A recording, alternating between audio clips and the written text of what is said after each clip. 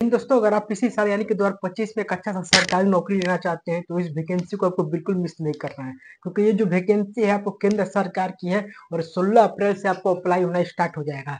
तो मैं आपको जो भी वैकेंसी आपको ये बताने वाला हूँ केंद्र सरकार यानी कि सेंट्रल गवर्नमेंट का होने वाला है, जिसमें मैं आपको इस वीडियो में बताऊंगा कि आखिर किस डिपार्टमेंट में निकल करके आया है और इसके पद का क्या नाम रहने वाला है, कौन सा पद आपको निकल करके आया और कितना पद निकल करके वो भी मैं आपको बताऊंगा।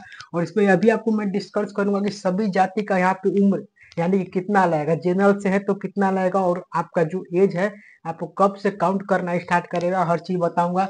और जैसे कि कितना फी लगेगा यानी कि फॉर्म भरने में कितना फी लगेगा, जनरल का कितना लगेगा, महिला का कितना लगेगा, हर चीज बताऊंगा। और फॉर्म डेट कब से आपको स्टार्ट हो जाएगा यानी कि अप्लाई डेट आपको कब से अप्लाई होना स्टार्ट हो जाएगा वो भी मैं आपको बताने वाला हूँ। अप्रैल महीने में ही होगा, लेकिन कब कितने अप्रैल से होगा वो भी मैं आपको बताऊंगा। और उसका चयन प्रक्रिया यानी कि सिलेक्शन प्रोसेस आपको जैसे एग्जाम देते वक्त आपका फाइनल सिलेक्शन लेते वक्त कौन कौन स्टेट स्टेट से होकर आपको गुजरना पड़ेगा, हर चीज बताऊंगा। और सिलेबस और एग्जाम पैटर्न भी आपके सामने डिस्कस करने वाला हूँ।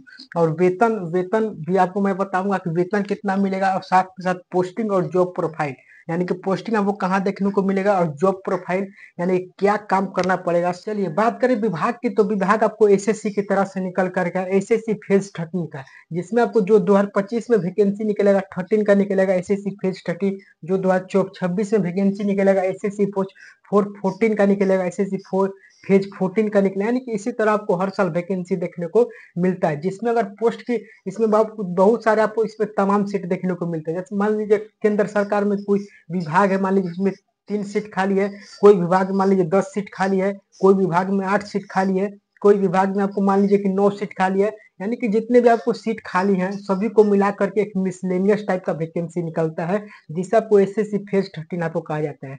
देखिए इसमें बहुत सारे आपको डिपार्टमेंट में काम मिल सकता है, जैसे कि आपको मान लीजिए स्वास्थ्य विभाग में काम मिल सकता है, एयरपोर्ट पे आपको सेक्रेटरी के लिए काम मिल सकता है।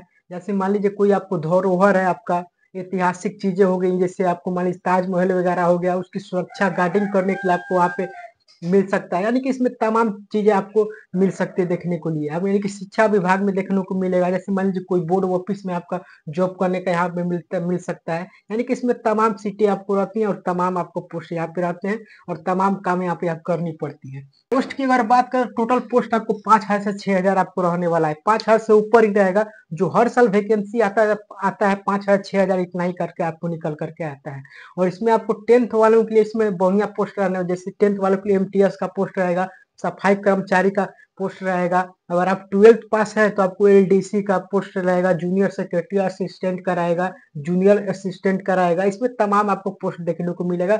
यदि आप ग्रेजुएशन पोस्ट है, ग्रेजुएशन से अगर आप भरते हैं, ग्रेजुएशन लेवल का कोई पोस्ट अगर भरते हैं तो आपको ऑफिसर का जॉब यहाँ पे देखने को मिलेगा, यानी कि इनकम टैक्स ऑफिसर का देखने को यहाँ पे मिलेगा, जो कि बहुत ही बढ़िया बढ़िया आपको इसमें पोस्ट आपको देखने को मिलने वाला है। तो चलिए अगर इसमें एज की बात करें तो कम से कम आपको 18, किसी पोस्ट में आपको 25 मांगा है, किसी पोस्ट में 32 मांगा है, किसी पोस्ट में आपको 35 मांगा है। यानी कि इसमें तरह तरह का पोस्ट है और तरह तरह का आपको एज लिमिट इसमें मांगा गया है। और इसमें फी की बात करें कि जनरल ओबीसी और ईडब्ल्यूएस पर आपको 100 रुपये यहाँ पे लगेगा, और बाकी आपको एससी एसटी फीमेल और जितनी भी फिजिकल हैंडीकेप्ट हैं उनको आपको 0 रुपये यानी कि 1 भी रुपया देने की जरूरत यहाँ पर नहीं है।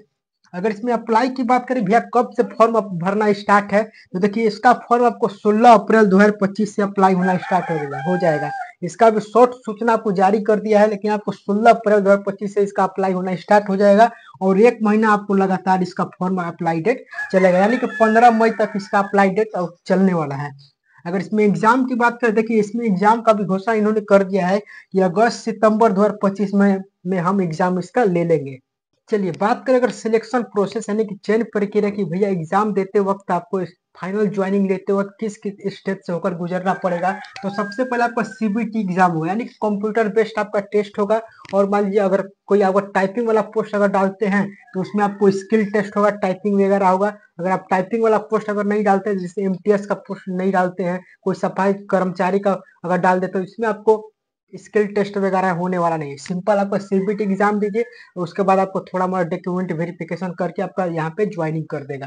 लेकिन अगर आप टाइपिंग वाला पोस्ट अगर भरते हैं जैसे कि इनकम टैक्स ऑफिसर का भरते हैं, यानी कि बहुत सारा इसमें पोस्ट है, जैसे कि जूनियर असिस्टेंट का भरते हैं, जेएसए का भरते हैं, तो उसमें आपको स्किल टेस्ट मांगेगा।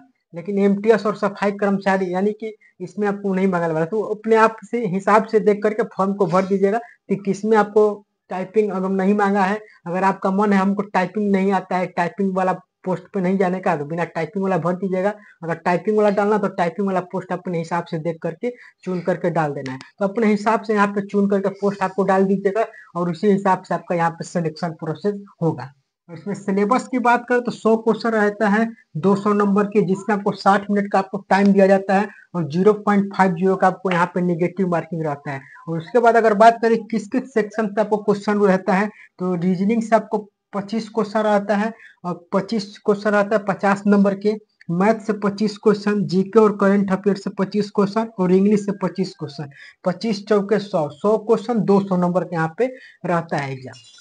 बात करें जॉब प्रोफाइल की, तो यानी काम क्या करना पड़ेगा, देखिए इसमें बहुत सारा पोस्ट है, आपको पोस्ट के अकॉर्डिंग यहाँ पे आपको फॉर्म को अप्लाई करो। जैसे मान लीजिए अगर जू वगैरह में अगर आपका पोस्टिंग हो गया चिड़ियाघर में, तो आपको जानवरों की देखभाल करना होगा, यानी कि आपको उनके सारे आपको रिकॉर्ड तैयार करने होंगे। और मान लीजिए कहीं अगर सफाई कर्मचारी का हो गया तो सफाई वगैरह काम करना होगा, यानी कि इसमें तमाम आपको पोस्ट आपको यहाँ पे देखने को मिलेगा और उसी हिसाब से पोस्ट के अकॉर्डिंग आपको यहाँ पे काम करना पड़ेगा।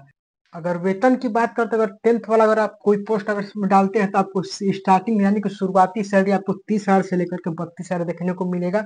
और इसमें 12th वाला अगर कोई पोस्ट अगर आप भरते हैं तो आपको स्टार्टिंग सैलरी आपको 46,000 से ऊपर देखने को मिलेगा। और आपको ग्रेजुएशन वाला कोई अगर पोस्ट आपको इसमें डालते हैं तो 60,000 से ऊपर आपको यहाँ पे सैलरी आपको देखने को मिलने वाला है।